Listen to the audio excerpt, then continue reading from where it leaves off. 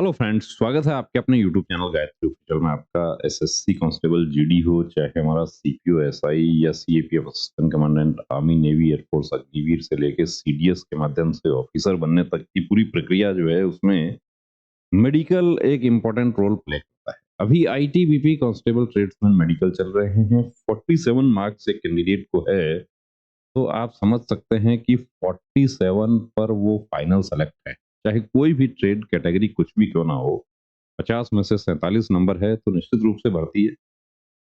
Medical में जाता है, मेडिकल में जा डॉक्यूमेंट हो गया, ट्रेड टेस्ट हो गया, सब कुछ हो गया। उसके बाद एक पॉइंट बनता है उनका डिस्टेंट विजन आई राइट 612 और 618। कई बार इस तरीके से लिख दिया जाता है 6/18। ये कितना चाहिए? ये होना चाहिए 6/9। दूसरा 6/6 होना चाहिए यदि मास्टर हैंड राइट हैंड है तो। और ये 6/9 भी चलेगा। ये एक्सेप्टेबल लिमिट है ट्रेड्समैन के लिए, जीडी के लिए, ड्राइवर के लिए। दोनों आंखें 6/6 होना चाहिए। 20/11/2023 को इनको 7 बजे सेम सेंटर पर यानी 32 बटालियन आईटीबीपी कानपुर में इनको री मेडिकल के लिए बुलाया जाता है। री मेडिकल में उपस्थित होते हैं तो उसका भी आपको दिखा देते हैं। यानी पूरी तरीके से कैंडिडेट आश्वस्त है कि मेरा 47 मार्क्स है तो मैं निश्चित रूप से भर्ती हूँ। और वही क्या, हम भी आश्वस्त हैं 47 में। तो ये फिर आप देख सकते हैं, ये इनका distant vision right 612, left 618। Eye specialist opinion was taken, opinion enclosed. यानी स्पेशलिस्ट का ओपिनियन लिया गया है। री मेडिकल बोर्ड के 3 डॉक्टर्स जो हैं उसमें आई स्पेशलिस्ट यदि नहीं है तो उन्होंने आई स्पेशलिस्ट का ओपिनियन लिया। ओपिनियन एंक्लोज है और ओपिनियन क्या कहती है? ओपिनियन भी सेम ओपिनियन है कि 612 और 618। नतीजा क्या है? आप देख रहे हैं अनफिट।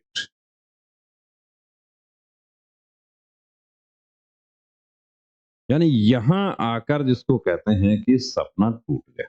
अब ये कैंडिडेट, इन्होंने मैसेज किया था हमें, तो इनको हमने एक बात पूछी थी कि आपको विजन कमजोर है तो आपको पहले जानकारी नहीं हुई या पढ़ाई करते हैं तो कभी महसूस नहीं हुआ? नहीं, महसूस नहीं हुआ क्योंकि डिस्टेंट विजन है। पढ़ाई करने में उसका कोई इशू नहीं है, दूर की नजर कमजोर है। अब पूरा समय तो बंदा पढ़ाई कर रहा है, दूर की नजर का उस समय एहसास होता है एक पर्टिकुलर एज के बाद में होता है, या ड्राइविंग वगैरह करते हैं, स्क्रीन पर टीवी देखने में उसमें प्रॉब्लम होता है, उस समय महसूस होता है कि मेरा कमजोर हो गया है। अब इनको नहीं ऐसी कोई जानकारी हुई। अब हमने इनको एक प्रश्न पूछा कि क्या आपने पहले चेकअप नहीं करवाया था क्या? नहीं, मुझे ऐसी कोई ज़रूरत महसूस नहीं हुई तो मैंने चेकअप नहीं करवाया, मैं पूरी तरीके से अपने आप को फिट मान रहा था। तो अब देखिए, स्पेशलिस्ट का ओपिनियन जो है उसको हम चैलेंज भी नहीं कर सकते। हर कोई कैंडिडेट अनफिट होने के बाद ये सोचता है कि मैं कोर्ट केस कर सकता हूँ क्या? तो सभी पॉइंट्स में आप देखिए यहाँ कोर्ट केस नहीं कर सकते।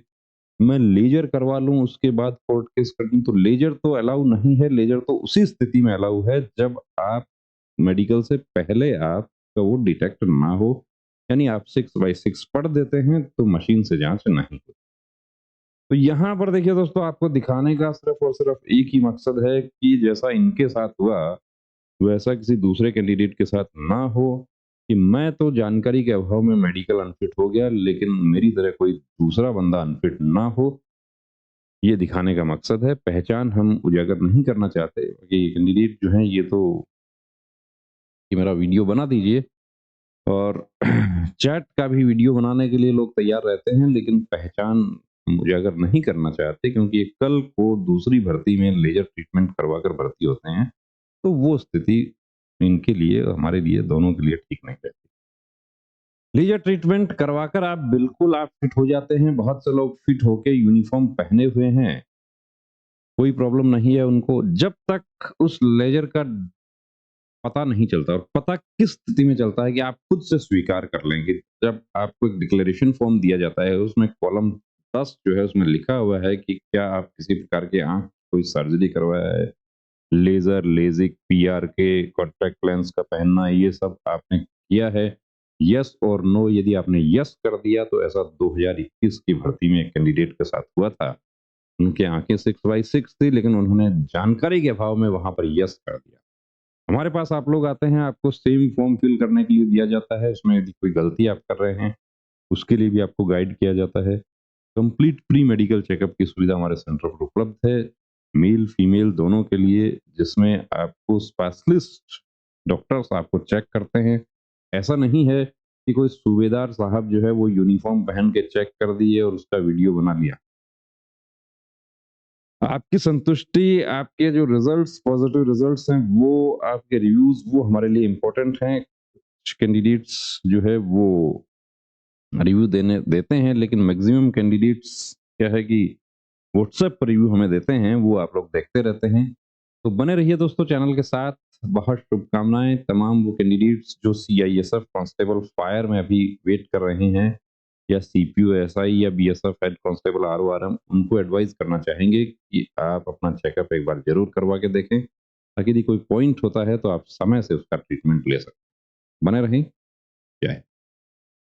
नमस्ते डॉक्टर साहब, मुझे अपने बेटे का आर्मी भर्ती के लिए मेडिकल चेकअप करवाना है। नमस्ते श्रीमान जी। आर्मी, एयरफोर्स, नेवी या कोई भी फोर्स का मेडिकल चेकअप गाइडलाइन के अनुसार होता है, जिसमें सभी मेडिकल पॉइंट्स की जानकारी दी होती है। सिविलियन डॉक्टर को उन सब की जानकारी नहीं होती है। आप कंप्लीट मेडिकल चेकअप के लिए Gayatri pre medical centre Sikar Rajasthan से संपर्क करें तो बेहतर होगा। क्या वहाँ फीमेल कैंडिडेट का भी चेकअप होता है? जी बिल्कुल, वहाँ eye specialist, ENT specialist, general physician, physiotherapist, gynaecologist और जनरल सर्जन सभी आपको एक जगह मिल जाते हैं। और इन सभी के साथ अमित सर को 20 साल से डिफेंस लाइन का एक्सपीरियंस भी है, जिसका फायदा लेकर हजारों candidates army, navy, air force, BSF, CRPF, CISF, SSB, state police की वर्दी पहनकर देश सेवा में जुड़े हुए हैं। थैंक यू डॉक्टर साहब, अब तो मैं वही जाती हूँ और अपनी बेटी का भी एसएससी-जीडी का चेकअप वहीं से ही कराती हूँ।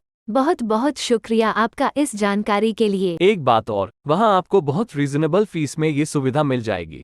आप 9982877443 पर कॉल करके अपॉइंटमेंट ले सकते हैं। जब भी जाते हो अपॉइंटमेंट लेकर जाना। जय हिंद।